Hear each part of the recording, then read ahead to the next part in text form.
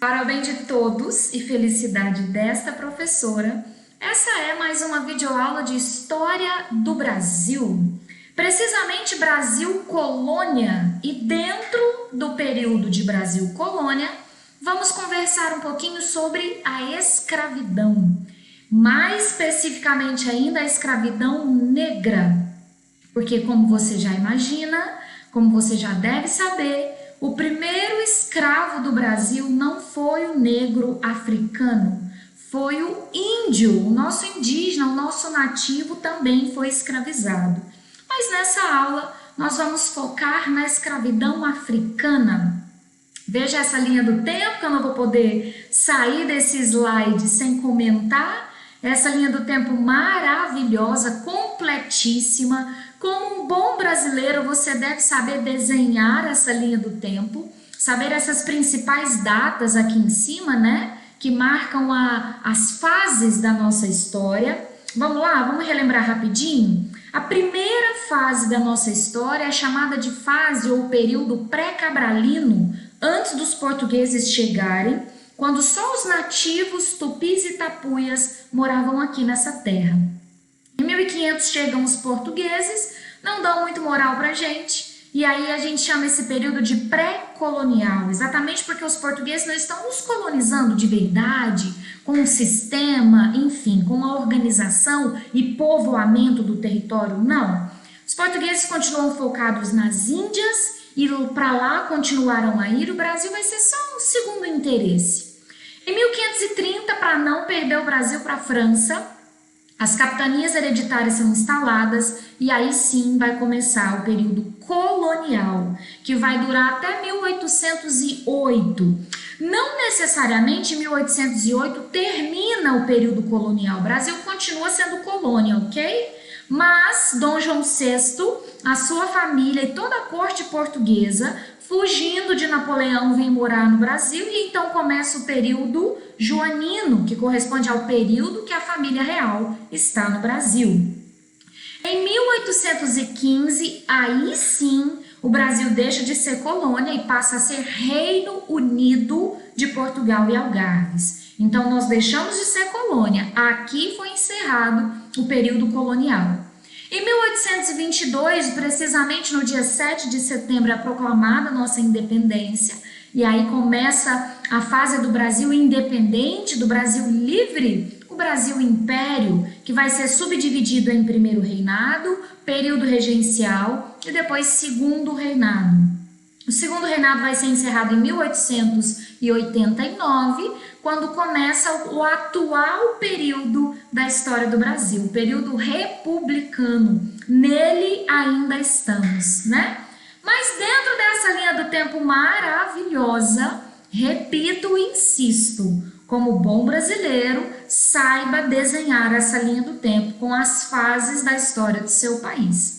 O nosso foco aqui é nesse período verdinho, período colonial, quando os escravos começaram, quando os negros africanos começaram a ser trazidos para o Brasil para serem escravizados aqui. Afinal de contas, nós vamos falar então de África e Brasil, Brasil e África. Esse encontro desses dois continentes quase, né? A África sim é um continente. O Brasil é um país, mas de dimensões continentais. E esse encontro entre Brasil e África, infelizmente, né, poderia ter sido de uma forma melhor, mais feliz, mas esse encontro aconteceu por conta da escravidão. Quem fez essa ligação, essa amizade, esse encontro entre brasileiros, nativos brasileiros e africanos, foi a Europa, foram os portugueses. Os europeus são os mediadores desse encontro entre África e Brasil. Aí eu te convido nesse caminho que nós vamos percorrer aqui nessa videoaula, eu te convido a gente conversar rapidinho sobre África. Depois a gente vem para o Brasil. Os africanos vão sair da África e vir para o Brasil, mas antes deles virem para o Brasil, antes dos europeus chegarem lá na África para trazê-los à força, como era a África? Como estava a África antes dos europeus chegarem? Vamos conversar sobre isso rapidamente? Quando a gente fala em África, não só no período anterior à chegada dos europeus, até hoje, galera, isso é uma verdade sobre o continente africano até a atualidade. A diversidade. Pensa numa riqueza cultural enorme, gigantesca, tem na África. Eles têm uma diversidade étnica muito grande, aí eu tô falando de cultura, eu tô falando de etnias que têm até biotipos físicos diferentes umas das outras, né? Você vai encontrar alguns grupos étnicos da África que eles são caracteristicamente baixinhos, né? Mais musculosos, vamos colocar assim. Você também tem outros grupos étnicos mais compridos, mais altos e mais magros, tudo na África, mas há uma diversidade enorme lá, uma diversidade cultural, ritos, costumes, comidas, enfim, uma riqueza cultural gigantesca e uma diversidade linguística também. Para confirmar essa diversidade linguística, trouxe aqui um mapa da África, das línguas faladas na África. Cada palavrinha que você está vendo nesse mapa, galera, sem forçar a barra, olha isso. Cada palavrinha preta aí que você está vendo é uma língua, um idioma falado na África. É muito grande o número de línguas faladas. Então, por aí você já sentiu como essa diversidade realmente existe e é enorme. Por um lado, isso é lindo, vamos conversar? Como é lindo, né? A gente está acostumado com tudo muito igual, né? A gente se veste muito igual, a gente gosta das mesmas comidas, a gente vê os mesmos filmes e é tão legal, a gente cresce tanto com quem é diferente. Ah, eu prefiro assim, não, eu gosto assim, ah, eu me visto assim, não, eu corto meu cabelo assim. É tão legal, o diferente nos ensina. Por outro lado, com o diferente também pode surgir conflito. Então, essa diversidade na África, ao mesmo tempo que a torna linda, rica, a torna conflituosa.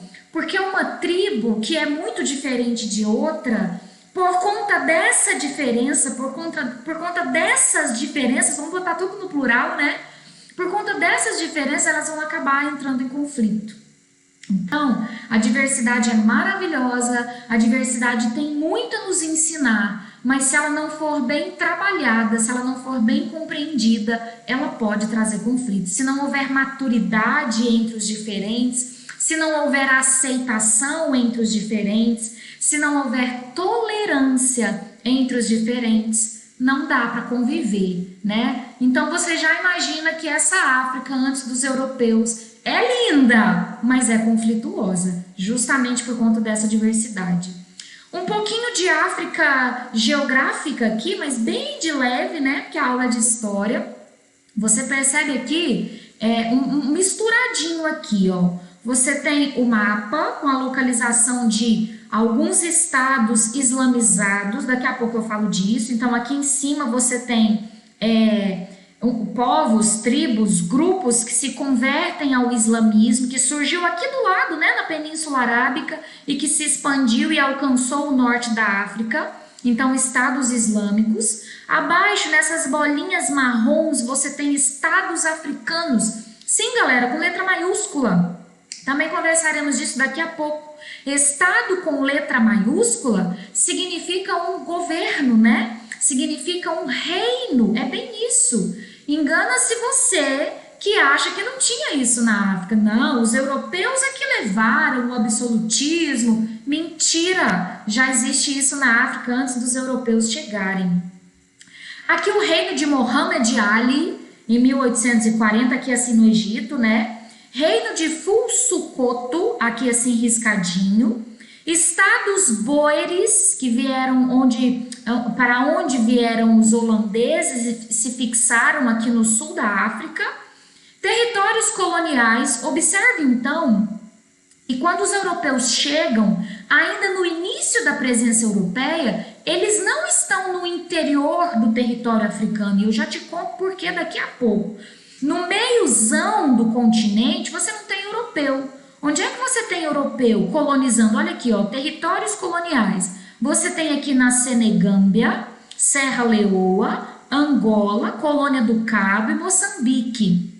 Basicamente, portugueses na Angola, Moçambique, aqui em Serra Leoa, ingleses aqui na Colônia do Cabo, aqui em verdinho os holandeses que eu falei. Cadê o europeu no meiozão do território? Não tem. Então escute o que eu vou te dizer.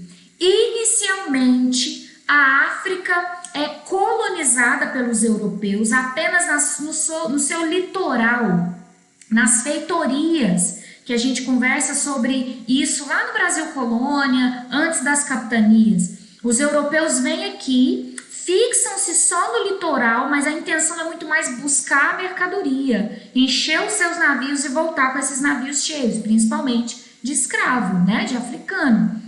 A ocupação europeia do interior do território vai se dar bem mais para frente. Aqui, a escravidão vai começar por volta de 1500 e alguma coisa, então século XVI, não tem presença europeia no meiozão, no interior do território do continente africano, ok? Combinado? Essa presença no interior da África vai se dar lá no século XIX, 1800 e alguma coisa, é que os europeus vão entrar mesmo para valer dentro do território da África, beleza? E o resto aqui, ó, esse verdinho, que é a maioria do território, esse verde mais clarinho, que vem desde o norte até o sul, desde o leste ao oeste, você tem os povos tribais. Então, para resumir aqui, o que esse mapa está nos contando? Tem governos, estados, reinos convertidos ao islamismo, tem outros estados que não são islamizados, são politeístas, aqui assim nessa faixa. Tem presença europeia no litoral, mas majoritariamente, antes dos europeus chegarem na África para começar a levar escravo, nós temos povos tribais. Toda essa parte de verde clarinho significa presença de povos tribais, inúmeros povos tribais. Aí você pode associar com o mapa anterior, aquele que eu coloquei diferentes idiomas lá. Cada idioma daquele pode ser falado por um povo tribal, por um grupo tribal, ok? Você percebe também que essa localização dos estados africanos aqui, desses reinos, ou a própria África islamizada, né? Tem uma relação com as condições naturais da África. Veja esse outro mapa que eu vou comparar um com o outro. Por que é que aqui só algumas tribos vão conseguir sobreviver? Olha no mapa do lado que você tem a resposta. Porque aqui está o deserto do Saara. É muito difícil sobreviver ali. Então esses grupos tribais acabam tendo que ter habilidade para viver naquela região, sabe? Nessa região desértica. Por isso que não é qualquer governo que vai conseguir sobreviver e ter sucesso e se desenvolver no meio do deserto do Saara. Aí observe, depois do Saara tem o Sahel, aí depois, mais ou menos onde estão os estados africanos, é que você vai ter uma savana, né? Uma região mais hospitaleira e não hostil, uma região que não expulsa, uma região que acolhe. Então veja que bate, ó. Onde os estados africanos estão é onde é mais fácil de viver, é onde não é deserto. Olha aqui embaixo também, ó, deserto do Kalahari, esse outro aqui eu não vou saber dizer o nome, não tenho o nome dele aqui, mas também é pouco povoado, poucas tribos vão conseguir sobreviver nesses lugares desérticos. Então, isso também pode explicar por que os europeus não adentraram o território. Não é mole, não. Tem que saber viver nesse território aí, né? Lá na frente, os europeus vão acabar entrando, dominando e conseguindo. Mas nesse contexto aqui do século XVI, presença europeia apenas no litoral, não no interior.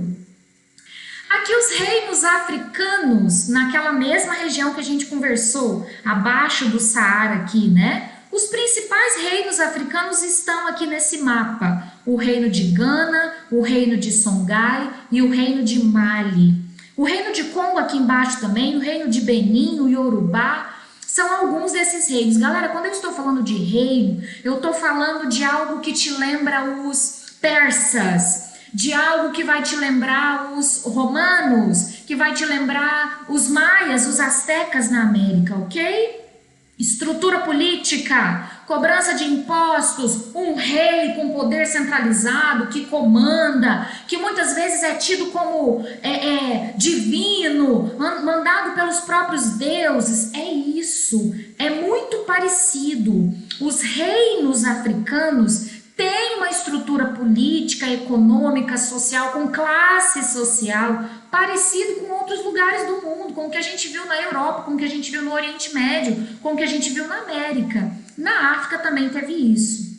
E aí, talvez eu já estou desfazendo na sua cabeça uma confusãozinha, uma inocência de achar, não, na África não se tem política, o povo lá é tudo tribal. A gente meio que tem essa imagem animalesca dos africanos e tá errado. Isso é preconceito, né? Como se eles não conseguissem montar o próprio governo e ter um rei que vai fazer o povo, né, obedecê-lo e crescer, enfim. A gente acha que eles vivem caçando, pescando. Não, galera. Na África também tem reinos estruturados que inclusive conseguem sucesso, conseguem um desenvolvimento e muitos até são impedidos de continuar a crescer porque chegam os europeus. Quando os europeus chegam, o que eles vão fazer? Eles começam a levar a força ativa, né? A mão de obra. E aí os caras vão morrer mesmo, né? Não vai sobreviver esse reino, porque os homens vão ser tirados desses reinos para irem para a América trabalhar de escravos. Pois é. Às vezes até com a participação dos chefes, né? A gente vai conversar sobre isso daqui a pouco. Eu fiz um resuminho aqui do básico desses reinos, a gente não vai ver nem Gana, nem um por um ali não, só um rapidez aqui sobre esses reinos africanos, mas eles sabiam trabalhar com agricultura, sim, sabiam trabalhar com metalurgia, é uma das coisas que deixa os holandeses loucos lá embaixo, por exemplo, na África do Sul, os ingleses também, né? Quando eles percebem os colares, bem parecido com o que aconteceu na América, né? Os colares, os acessórios dos africanos à base de ouro, poxa vida, a gente sabe que a África é rica em ouro, né? Eles sabem trabalhar com o ouro, não dão a mesma importância, não têm o mesmo olhar e a mesma ganância sobre o ouro, né? Como os europeus tinham, que o europeu é maluco por ouro, ele está em busca de ouro nesse contexto do século XVI, das grandes navegações, da escravidão. E os africanos não são tão assim com o ouro, né? Mas sabem trabalhar com metalurgia. Culturalmente, é normal entre os reinos africanos aceitar a poligamia, que é a prática de ter mais de uma esposa, né? Não é a monogamia, como já era típico, por exemplo, em Roma, desde que se transformou em católica, como era típico em alguns povos do Oriente Médio, né? Então, poligamia, tranquilo, normal, de boa nos reinos africanos. Isso ainda está muito vivo na África. Deixa eu fazer um parêntese rapidinho aqui para te falar sobre isso, ainda no presente. Vem comigo. Muitos desses africanos, seja na África subsaariana, que está abaixo do deserto do Saara, ou mesmo na África acima ali, na África islamizada, em que também se permite a poligamia, isso ainda é normal entre eles, a poligamia. E aí, quando os africanos, por exemplo, migram para a Europa, vou te dar um exemplo. Um africano vai tentar a vida lá na Alemanha, e aí ele chega na Alemanha e ele quer ter 3 esposas. Por quê? Porque ele vem de um país, ele vem de uma cultura que ele pode, que é normal. Mas na Alemanha é proibido, é crime, não pode ter poligamia. E aí olha o embate cultural que isso gera, né? Essas raízes da poligamia são antiguíssimas, não é de agora. E não é só por causa do islamismo também. Em outras tribos era normal a poligamia, mesmo tribos que não eram islâmicas.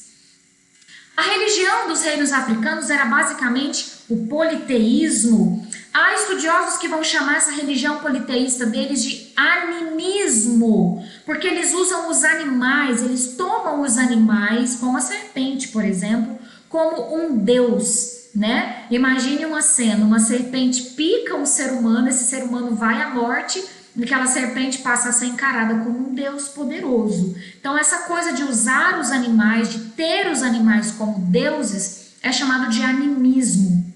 Mas como eu já falei, o politeísmo existe há muito mais tempo, assim como na Europa, assim como no Oriente Médio, os primeiros reinos, né, as primeiras civilizações do mundo eram politeístas, mas depois surge o islamismo, lembra? O islamismo vai surgir na Idade Média, por volta de 600 e alguma coisa, quando Maomé nasce. O islamismo nasce do lado da África, ali na Arábia, né, na Península Arábica. Mas esse islamismo migra, expande, cresce e chega no norte da África. Então, o norte da África, até hoje, não é só aqui em 1500, não. Ainda hoje, em 2020, o norte da África é muito islamizado.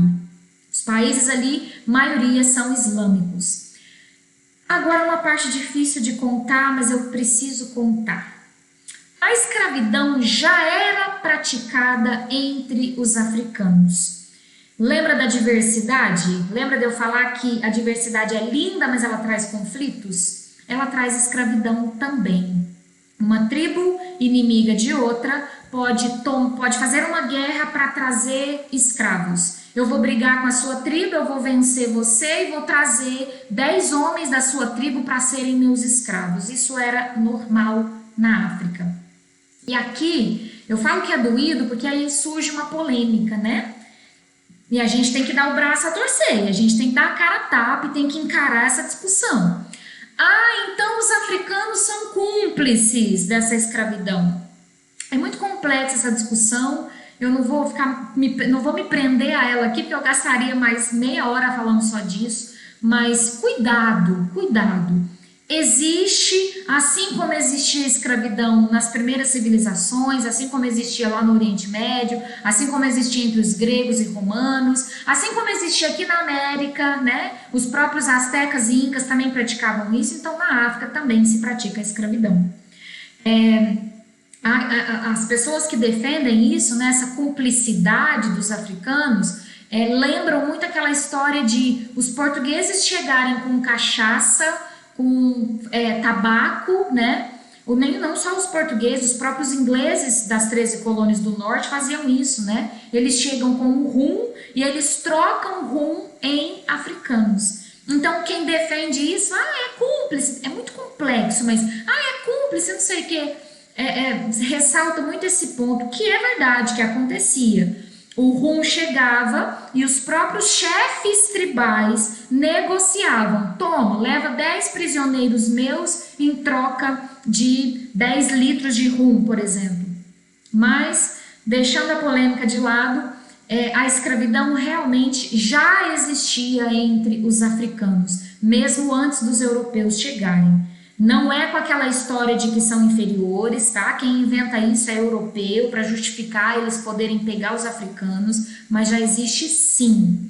E essa escravidão está muito ligada ao último tópico desse slide, que se refere aos conflitos étnicos. Uma etnia, uma tribo briga com outra e aí acaba pegando o escravo, enfim. E tendo problema, galera, eles não têm paz um com o outro, né? Eles são muito subdivididos. É uma realidade dos reinos africanos antes da Europa chegar. Aí, conforme eu falei, a África vai se ligar à América por causa da escravidão. A África vai nos dar africanos, não é bem essa palavra, mas você me entendeu, né? Os africanos virão para a América para trabalhar, para serem explorados, maltratados, escravizados, judiados, mas por outro lado eles vão trazer toda a sua cultura, toda a sua beleza, toda a sua bagagem cultural, né? E aí a gente vê isso ainda no Brasil, né? Não só no nosso fenótipo, nas nossas formas, né? Na nossa cinturinha, isso é coisa de africano, né, meninas, mulheres? Bumbumzinho grande, coisa de europeu, né? Não tem essas formas todas, não. Cabelo cacheado, isso é coisa que vem da África, dessa mistura, né? Então, tenha isso na sua mente, tá? Os africanos vêm não só para dar a sua força de trabalho, não pensa assim. Isso é reduzir muito o valor desse africano. Esse africano vem e traz uma mochila cheinha de cultura. E ele vai acabar misturando essa mochila com o que vai ser imposto para ele. E a mistura disso vai ser nós, Brasil. lembre-se que os africanos não vêm só para o Brasil, né? Nosso foco aqui, claro que é Brasil, mas os africanos vêm para a América inteira, de norte a sul. Você vai ter africano lá nas 13 colônias, principalmente nas 13 colônias do sul. Os ingleses vão trazer africanos, sim, para suas 13 colônias lá no norte. A América Central, que é da Espanha, também vai ter presença de africano. Ali em Cuba, por exemplo, no Haiti, você tem uma população negra gigantesca, africanos levados para lá para serem escravizados, e na América do Sul temos nós. Então não é só o Brasil que busca, não é só Portugal que está trabalhando com isso, né? Que está indo na África buscar gente. A Espanha também fez isso, a Inglaterra também fez isso, certo? Como chama esse transporte, esse trajeto da África para a América? Tráfico negreiro. Tráfico, não interprete essa palavra com o sentido que a gente dá para ela hoje. Cuidado, cuidado, cuidado. Nesse sentido aqui, nesse contexto aqui, o tráfico está querendo se referir ao tráfego, ok? É o transporte mesmo, é trazer da África para a América. Não é essa atividade ilícita com drogas do século XXI, não é disso que eu estou falando, é de trazer mesmo, é de transportar, trafegar negros. Milhões de negros, eu estou falando de milhões mesmo, eu já li 15 milhões, 20 milhões e sei lá que, não dá para saber exatamente, né gente, esse número exato não dá para saber, é uma estimativa que se faz. 15, 20 milhões de africanos trazidos para a América como um todo.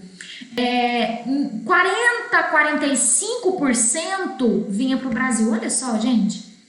Você escutou o que eu disse? Eu vou repetir. De toda a população africana trazida para a América inteira, de norte a sul, 40 a 45% ficava no Brasil. Os outros 60 a 55% eram distribuídos entre a América Espanhola e a América Inglesa. Os navios que traziam os africanos para o Brasil eram chamados de navios negreiros ou navios tumbeiros. Tem uma poesia linda chamada Navio Negreiro, que vale a pena conhecer. Já comentei de se usar tribos rivais para ajudar nesse comércio, né? Uma tribo rival vai fazer prisioneiros, e esses prisioneiros vão ficar aguardando o navio negreiro português, ou espanhol, ou inglês chegar, para esse comerciante oferecer uma cachaça, um tabaco, olha lá embaixo, ó, um rum, em troca desses prisioneiros que as tribos rivais haviam, por conta do conflito das tribos rivais, esses caras estavam presos, entendeu? Quem fazia a captura no território africano, portanto, eram as tribos, as próprias tribos, os próprios chefes tribais. Quando o navio negreiro chegava, e o traficante, no bom sentido, quando o traficante chegava oferecendo tabaco, ele negociava direto com o chefe tribal, porque os prisioneiros já estão ali, né? Já está tudo garantido, o cara que está ali vai me entregar o tanto de escravos que eu vou querer comprar. É assim que funcionava. Importante isso aqui agora, ó. Agora eu estou em escravidão no Brasil, certo? Esquece a América agora. Esquece tráfico negreiro como um todo. Agora vem para o Brasil. A África ou os africanos sendo trazidos para a América Portuguesa, Brasil. Por que houve a troca, galera? Vem comigo, que essa é uma questão importantíssima. O índio já era escravizado. Comecei minha aula falando disso. O primeiro escravo do Brasil foi o nativo. O indígena já era mão de obra. Começou no escambo, você lembra disso? O indígena cortava as toras de pau-brasil em troca de um chaveirinho, de um espelhinho. Com o passar do tempo, esse indígena começa a se negar a trabalhar desse tanto. Ele não trabalhava muito. O índio trabalhava o suficiente para sobreviver. O índio trabalhava o suficiente para ter a vida de ali normal. O suficiente para ele ter comida. É isso. Ele não pensa em luxo, ele não tem ganância, sabe disso. Então ele trabalha pouco. Aí ele começa a se recusar. Não quero cortar essa história de madeira mais, não. Nem quero trabalhar esse tanto, não. Conta-se. Isso é o relato de um espanhol. Escute isso. Isso é o relato de um espanhol. Ele O indígena teria chegado nele, agora me falha a memória, não sei se em espanhol ou em português, mas um europeu. Um indígena teria chegado nele e perguntado assim, ele estava carregando um navio de toras de pau-brasil, né? E o indígena perguntou assim, lá onde você mora faz muito frio? O que você entendeu? Aqui a gente usa madeira para fazer fogueira e nos aquecer, só para isso. Ninguém está preocupado em ganhar dinheiro em cima de madeira, nós só queremos sobreviver, resistir ao frio. Com esse tanto de madeira que você está levando, deve fazer muito frio onde você mora, né? Tá vendo a mentalidade de um indígena? Então vem comigo. Com essa mentalidade, o indígena começa a se negar ao trabalho escravo, ao trabalho de escambo. Ele não quer mais trabalhar, ele começa a ser laçado à força e escravizado. Então, por isso ele é o primeiro escravo do Brasil. Não é o africano, é o indígena, é o índio. Ok, Jeane, entendi. O índio é o primeiro escravo, porque ele estava trabalhando no escambo, de boa, depois ele começa a se negar e o português obriga e laça ele, escraviza ele. Então, se o português já está obrigando o índio a trabalhar, já está laçando ele, por que o português trocou o índio pelo africano? Por que ele não continuou escravizando o indígena? Você já pensou nisso? O índio está aqui, tem milhões de indígenas aqui também. Os bandeirantes já existem. Lá na capitania de São Vicente, tá cheio de bandeirante, expert em laçar índio para entregar para você escravizar ele. Já tem uma profissão, uma galera especialista em capturar índio para ser escravizado. Por que é então que trocou? A viagem para a África de um navio negreiro era longa, custava dinheiro, tem que ter um navio top para carregar esse povo tudo. Top não, né? Porque os navios negreiros eram uma bagunça, era uma nojeira, as condições eram precaríssimas. Você já sabe que muitos não chegavam no Brasil, morriam na viagem mesmo. Mas, mesmo não sendo top, você tem que ter um navio. Tem um custo essa viagem. Então, é essa pergunta que eu quero te fazer. Por que houve a troca da mão de obra escrava indígena pela mão de obra escrava africana? Por quê? Por que os portugueses não continuaram escravizando o indígena? Ué, Jeane, você acabou de explicar, porque o indígena está se negando. Você acha que o africano se entregou? Toma, me leva, aqui ó, pode me prender. Foi assim? Não, é claro que tem africano. Mesmo aqui não tinha quilombo. Mesmo aqui não tem africano rebelde que tomava chibatada. É normal resistir. O índio está resistindo, era só forçar, bater, explorar, obrigar. Enfim, eu dei tanta importância para essa pergunta que você viu que ela é importante mesmo, né? Eu fiquei insistindo nela aqui há um tempo, há uns minutos bons. Por quê? Eu vou te dar 3 motivos principais. O primeiro, a igreja está no time do índio. E embora a igreja não é mais aquela igreja da Idade Média, poderosa, né? Uma senhora feudal, a igreja tem influência. O rei é católico. O rei ainda respeita, ainda tem um temor, né? A igreja é uma formadora de opinião. Então a igreja tem influência. E a igreja compra a briga. Nós já conversamos que tem padre que manda carta para o rei, isso tanto na Espanha quanto em Portugal. Tá errado, esses indígenas estão sendo explorados demais, não pode fazer isso com eles não. Devolve eles para mim, eu tô aqui para trabalhar, para ensinar a Bíblia para eles, mas o cara ali fica querendo que eu trabalhe o dia inteiro, não sobra tempo para ele aprender a Bíblia comigo. Tá rolando treta entre padre e fazendeiro. A igreja defende os indígenas e condena a escravidão indígena. Então, por mais que a igreja não tenha autoridade para proibir a escravidão, a igreja tem influência para condenar e para influenciar o rei. Ah, então tá, né? A igreja não gosta. Ai, tá tão difícil essa situação porque o Papa fica me enchendo o saco por causa disso aí. Sabe essas coisas? Primeiro motivo, a igreja condena a escravidão indígena. E não condena do africano, viu? É isso mesmo. O africano pode, o índio não. Segundo motivo, Divulgou-se, aí eu vou gastar um tempinho para te explicar isso aqui, porque isso aqui também é muito importante, eu tô te botando essa ponto de interrogação para a gente questionar. Divulgou-se nesse contexto a ideia de que o africano era melhor preparado.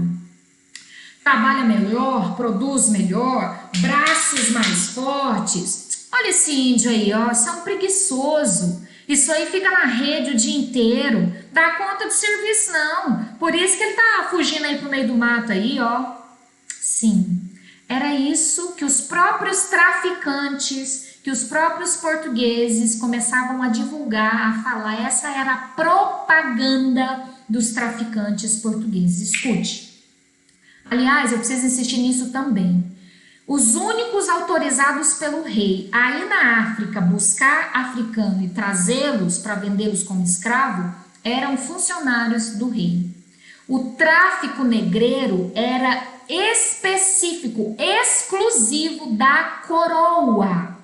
O tráfico negreiro era proibido para qualquer outra pessoa que não fosse ligada à coroa, ok? Então, os traficantes... Daqui a pouco a gente conversa melhor disso, mas você precisava saber. Agora vem comigo. Os traficantes, os portugueses, começaram a falar bem dos africanos e falar mal dos indígenas. É isso. O índio não dá conta, não, você é um preguiçoso. E você concorda comigo que até hoje ainda tem um pouquinho, um vestígio dessa imagem na nossa cabeça? Você já ouviu alguém falar assim, índio, todo preguiçoso, quer saber de trabalhar não, fica lá no meio do mato à toa, ó. Você já escutou isso? Eu já escutei até gente falando assim, ó, nossa, mas que ruim ser descendente de índio, ó, por isso que o Brasil é essa preguiça toda. Eu já falei aqui nessa aula que esse índio tem outra mentalidade sobre ganância, sobre luxo, sobre posse, sobre materialismo. Ele tem um estilo de vida extremamente sustentável, por isso que ele explora pouco a natureza e por isso que ele trabalha pouco. Eu gosto de brincar da seguinte forma. O índio não quer ter 10 tênis, basta ter um, se for para ter, né? Porque nem tênis ele tem, um chinelinho já tá bom, mas é só para você entender. Você tem 2 tênis, dá para usar um enquanto lava o outro. 2 te satisfazem?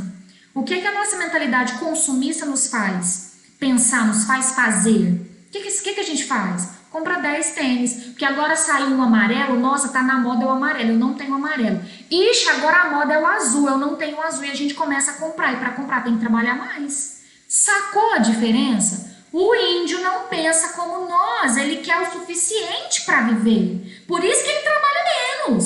Se você quer mais, você tem que trabalhar mais, ok? Fecha meu parênteses, mas volta aqui. Essa propaganda de que o índio é preguiçoso, não dá conta do serviço, vem dessa época. São os traficantes portugueses interessados em vender africano. Você tá entendendo a jogada, galera? Presta atenção no que tá rolando aqui. Eu tô botando defeito nesse mouse vermelho porque eu quero vender o mouse azul para você. Então a primeira coisa que eu falo, ó, o vermelho não é bom, tá? Ele não presta. Primeiro eu boto o defeito no mouse vermelho porque eu tô querendo te vender o azul. É assim que funciona. Então eu boto o defeito no índio para chegar e falar assim, que é esse? Esse africano aqui tá acostumado com agricultura, ele já trabalhava com agricultura lá no território dele, trabalha bem demais esse cara aqui porque ele quer te vender. O índio não era vendido. Olha isso, galera. Ai, meu Deus do céu, eu empolgo. A história do Brasil é muito bom. O índio tá ali na mata. O único gasto que o fazendeiro teria era pagando um bandeirante para ele enfiar na mata, laçar o índio e trazer, era mais barato.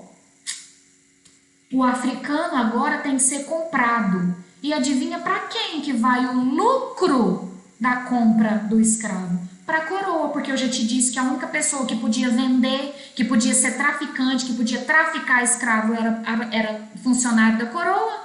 Sacou então? Dessas 3 causas, né, da troca, dessas 3 explicações para a troca do índio, do escravo indígena para o escravo africano, a última para mim faz mais sentido. O português divulga que o indígena não é bom para o trabalho, que o africano é mais bem preparado, porque na verdade ele quer lucrar vendendo o africano, ok? Claro, outro parêntese rápido aqui, que esse monopólio não vai ser cumprido 100%, tá? vai ter muito traficante fora da lei, vai ter muita gente enriquecendo sem ser funcionário do rei, né? Vai ter muita gente que vai comprar um naviozinho ali, vai lá na África, encher o navio de africano, trazer para vender, porque dava dinheiro, era caro, vender escravo era caro. Você sabe que tem comércio de escravo, eles eram expostos como mercadoria. Ah, se tem o dente branquinho, se tá fortinho, vale mais. É bem assim. Teve gente que ficou rico com isso, mesmo não sendo funcionário da coroa, mesmo sendo fora da lei, isso aconteceu. No entanto, fecha parêntese, no entanto, oficialmente, legalmente, os únicos autorizados a traficar eram os funcionários da coroa, os funcionários do rei. Então, todo o dinheiro da venda de escravo africano ia para a coroa, ia para o rei. Para mim, isso explica melhor. Ok? Acho importante você saber disso aqui, tá? Muito importante mesmo. Estando no Brasil, há uma diferença entre os escravos que eram chamados de escravos boçais e escravos ladinos. Os escravos boçais são aqueles que acabaram de chegar, certo? Chegaram agora no Brasil, ainda estão se adaptando, ainda estão entendendo, ainda não falam a língua, né? Chegaram com o seu dialeto lá, com o seu idioma, estão aprendendo ainda, podem querer fugir, podem querer fazer uma revolta, porque ainda não se acostumaram, não foram aculturados. Os ladinos já são os aculturados, já estão acostumados. Por que tem essa diferença, Jeane? Porque com o boçal, o fazendeiro vai ter mais cuidado, né? Cuidado, aquilo ali acabou de chegar, não tá sabendo de nada ainda não. Ainda tá meio cru aqui no serviço. Aquele ali é ladino, não, pode confiar, aquele ali já tá de boa, já demonstrou que tá de boa, ele é gente boa. Tipo isso, é até um código para os fazendeiros saberem lidar. Quem é boçal, quem é ladino. Estando no Brasil, ao contrário da Espanha, a Espanha tentou impedir a miscigenação de todo jeito. Não se praticava entre os espanhóis o casamento entre um espanhol e um nativo, um asteca, um inca, né? Eles tentavam preservar, entre aspas, a pureza da raça. Espanhol com espanhol, nativo com nativo. No Brasil, não teve esse cuidado. Portugal não estava nem aí. Os próprios portugueses namoravam as indígenas, namoravam os africanos. E é por isso que nós somos essa mistura maravilhosa, né? De brancos com cabelo enroladinho, mostrando que tem África, mas também tem português, né? Ou de moreno, a pele morena, mas do cabelo liso, misturou índio. Enfim, galera, essa mistura bonita que é o Brasil, essa miscigenação está acontecendo desde que esses escravos começaram a chegar, desde que os portugueses, né? Porque com os índios já havia essa miscigenação. Aí a mistura do branco com o negro vai originar o mulato, a mistura do índio com o negro vai originar o cafuzo, a mistura do branco com o índio, o mameluco. E no que trabalhavam esses escravos aqui no Brasil? Em todo tipo de atividade que você pensar. Por exemplo, agora vamos misturar o primeiro tópico desse slide aqui com esse terceiro tópico aqui das atividades. Um boçal que acabou de chegar, exatamente porque não se sabe como é que o cara vai reagir, se ele vai se adaptar ou não, ele era mandado mais para as atividades rurais, para plantar, colher, transportar, moer, né? Roça, fazenda. O escravo ladino, que já está acostumado, já demonstrou que está de boa, já está até começando a falar português, ele já pode ir para dentro de casa. Não se tem um pé atrás com ele, vamos dizer assim, já se confia nele, ele já está ambientado. E quais atividades domésticas? Cozinhar, limpar, amamentar, todo tipo de atividade dentro da casa de um fazendeiro, né? De um senhor de engenho, depois lá na frente de um minerador. E também tem as atividades urbanas, os quitandeiros, os sapateiros. Galera, pau para toda obra, é bem isso. O africano construiu esse país do zero, né? Todo tipo de atividade. Lá tinha um africano, lá tinha, ficou muito ruim, né? Lá estava um africano. Último tópico da nossa discussão de escravidão no Brasil. Agora nós vamos conversar sobre a historiografia. E tão importante quanto a mudança, por que se deixou o escravo indígena e se passou para o escravo africano? Por que teve essa mudança? Tão importante quanto isso para um vestibular, para a sua formação, é você saber também de como se contou a escravidão. Porque quando eu falo de historiografia, eu estou falando da escrita da história. Você concorda que tem uma diferença? Não é a história purinha. A história purinha, 100% da realidade do que aconteceu, o historiador nunca consegue contar. Ele pode chegar a 90% de proximidade com a realidade, né? Do que aconteceu de fato. Mas sempre será uma versão, ok? Sempre será uma escrita do que aconteceu. Então, vamos ver agora como que a escravidão foi contada, como os historiadores falaram sobre a escravidão. Nós temos basicamente dois times, dois modelos, duas versões sobre a escravidão no Brasil. A versão tradicional e a versão revisionista. A tradicional vem primeiro, obviamente, né? Os primeiros estudos sobre a escravidão no Brasil acabaram divulgando não é bem divulgando, acabaram consolidando, cristalizando, solidificando essa imagem de escravo. O escravo é uma coisa, é um coitado, né? Ele era trazido à força, vinha sem a família, era maltratado, no próprio navio, a própria viagem já era um sofrimento. Imagina as mães dentro de um navio negreiro, né, que às vezes pariam ali, o menino chorava e não tem comida, e no meio de xixi, no meio de sujeira, muito sofrimento, muito mesmo. Então o escravo é uma coisa, chega aqui, vai ser exposto num comércio, vai olhar os dentes para saber se é bom, ou se vale dinheiro ou se não vale. Então ele é uma coisa, igual esse mouse é uma coisa, o escravo era uma coisa, era um objeto. E é um coitado, oh meu Deus, esse escravo, coitadinho dele, muito passivo, né? Mas vai fazer o quê? Se ele fizer alguma coisa, ele toma chibatada. Então o que o escravo tem que fazer? Cruzar os braços e aceitar, né? Resignar. Ai, é isso mesmo, coitadinho de mim. E por fim, essa visão tradicional acabou dividindo em dois pedaços, o herói e o vilão, né? Ou o vítima e o vilão. Não é vilão, é o criminoso, né? O réu. Não é o réu também, gente? Esqueci a palavra aqui agora. Mas o escravo seria a vítima, coitadinho de mim, tô sendo explorado, fui trazido da África, eu tenho que aceitar essa vida. E o senhor de engenho, o minerador, o fazendeiro, é o carrasco, é o que bate, é o mal. Isso é maniqueísmo, quando a gente divide em bem e mal, duas forças antagônicas, né? E a gente acaba ficando do lado do escravo, porque ele é um coitadinho, né? Nossa, senhor de engenho feio, bobo, ruim, mal, não gosto de você não. Seria mais ou menos por aí que a historiografia tradicional nos levou.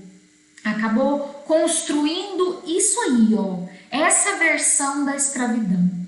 Quando chegam os historiadores revisionistas, é outro olhar, galera, é outra vibe. Vem comigo. Eles vão dizer o seguinte, olha, a gente não nega que teve muito sofrimento, que teve muita violência, poxa vida, que essas viagens eram desumanas, que o tratamento aos escravos é desumano mesmo. No entanto, nós não coisificamos o africano. Nós consideramos que ele é sim um sujeito histórico que pensa, que negocia. Sabe o que eu estou falando de negociar? Existem documentos que comprovam isso, cartas de escravo sabendo ler e escrever, olha isso. E esse escravo comentando, conversando com o seu dono através dessa carta, o seguinte: oi, meu patrão, tudo bem? Eu queria que o senhor me liberasse sábado e domingo, porque eu e a minha esposa aqui, gente, eu tô dando uma forçadinha, mas é pra você entender, só pra ser didática aqui, tá? Mas é real isso aqui, o exemplo tem uma base verídica sim. Oi, meu patrão, então eu e minha esposa fez umas quitandas aqui, nós fez uns bolinhos de fubá, nós queremos ir lá na cidade vender, pra gente ter um dinheirinho. Quem sabe um dia a gente junta um dinheirinho pra comprar a nossa alforria? Você sabia que isso aconteceu? Ah, aconteceu, é verdade. E o senhor de engenho, você acha que ele é mauzão? O senhor de engenho falava assim, tá tudo bem, meu escravo. Você trabalhou muito bem essa semana, cumpriu o seu dever, tá produzindo muito para mim. Para mim tá ok, tá tudo certo, você tá liberado. Você pode ir no fim de semana para a cidade vender suas quitandas. Olha a negociação. Um escravo que negocia nesse nível com o seu senhor, com o seu patrão, é uma coisa, gente. Você está vendo passividade nessa carta do escravo? Pelo contrário, o cara está sendo ativo, né? E ele está tentando juntar um dinheirinho para comprar a própria alforria. E aconteceu, gente. Teve escravo que conseguiu juntar um dinheiro e comprou a própria alforria. E aí, como é que você divide quem é o mal, quem é o bom nessa história? Consegue? Ou já misturou tudo? É isso. A vida é mais complexa do que dois lados. Vamos pensar assim? Não dá pra falar que a Jeane é uma mocinha e você é um vilão. A Jeane tem os momentos de vilã. A Jeane não presta em muitos momentos. Ela faz coisas ruins em muitos momentos. E mesmo o vilão da novela, não tem algum momento que você fala, nossa, mas agora ele fez um negócio legal. Mas ele é um vilão, eu não posso gostar dele. Gente, a vida é mais que dois lados. É mais que só bonzinhos ou só malzinho. Olha lá, como que o escravo se mostra como um sujeito histórico, que ele não é um coitadinho passivo que não faz nada. Ele fez quilombo, ele fez revolta, ele assassinou muitos dos seus... Vocês sabiam disso? Escravo que matava o senhor de engenho. Escravo que armava emboscada para o patrão dele. Ele é bom ou ele é mau, galera? Ele é ativo ou ele é passivo? Escravo que se matava. Aí agora é tenso isso aqui. Mas o suicídio é visto por alguns historiadores como uma atitude de ativo, não de passivo. Tipo, eu prefiro morrer, mas eu não me submeto a essa vida, não. Tá sofrido demais pra mim. Deus me livre, levar 300 chibatadas, eu não vou viver isso mais não, eu prefiro morrer. Entende? Ele tá aceitando, ele tá cruzando os braços e, ai, coitadinho de mim. Não! Complexo isso aqui, né? Não vou mais que isso aqui também não, pra não polemizar.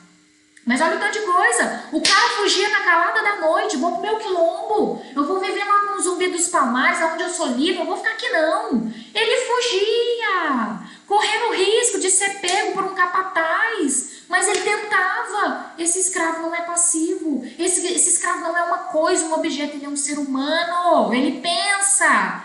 E esse senhor de engenho pode ser bom. Ao contrário da gente que acha que ele só foi um mauzão, um preconceituoso, um ignorante, um violento. Não. E esse senhor de engenho que dava a brecha camponesa, sabe o que é a brecha camponesa? Um pedacinho da fazenda, ele liberava para os escravos plantarem o que eles quisessem, para eles comerem, para eles venderem, o que eles quisessem. E inclusive alguns dias da semana.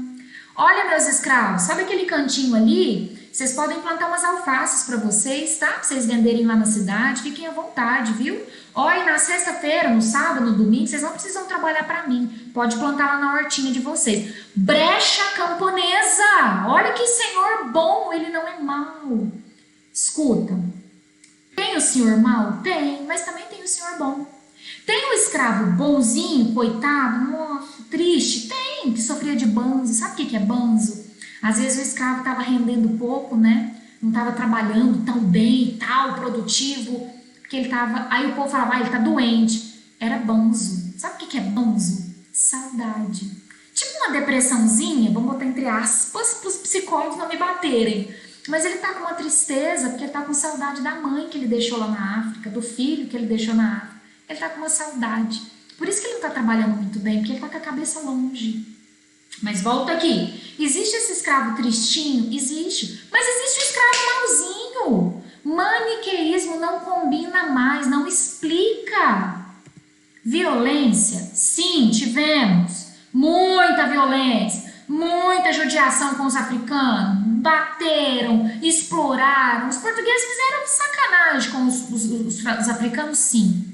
Mas também houve negociações. Então, escute. A versão revisionista não nega a violência. Por favor, a versão revisionista é mais completa, porque ela vai dizer, violência teve sim, nossa, muita, mas teve negociações também. O que não pode ter é simplificações, de dizer que todo escravo é bonzinho, todo senhor é mauzinho. De dizer que todo escravo é passivo e é uma coisa e ele não pensa. Isso não, isso é simplificar demais. A vida é muito mais complexa, por isso a gente não pode simplificar. E o que é a história a não ser a vida, né? Até a próxima aula.